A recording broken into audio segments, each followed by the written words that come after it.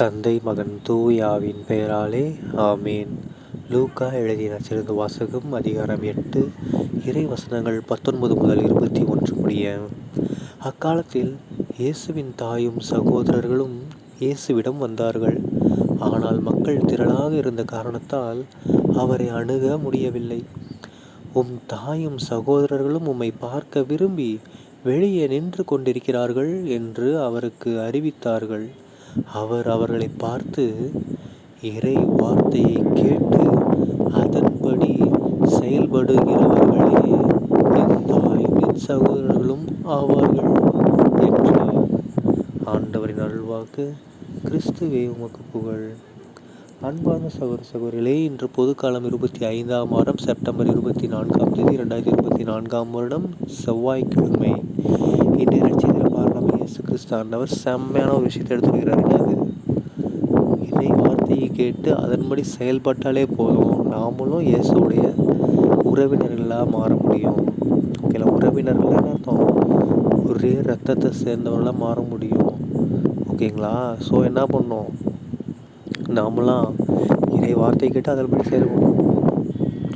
உலகத்திலே, அதாவது இயேசு கிறிஸ்துடைய வாழ்க்கையில் முதல்ல இறை வார்த்தையை கேட்டது யார்? நம்ம அன்னை மரியாள்.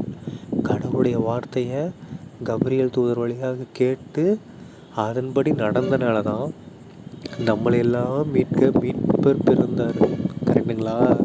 அன்னை மரியாள் மட்டும் அந்த இறை வார்த்தையை கேட்டு அதன்படி செயல்படாமல் இருந்திருந்தாங்கன்னா என்ன ஆயிருக்கும்? இந்நேரம் எல்லாம் சாத்தான் பிடியில் வாழ்ந்துட்டு இருக்க வேண்டியதான்.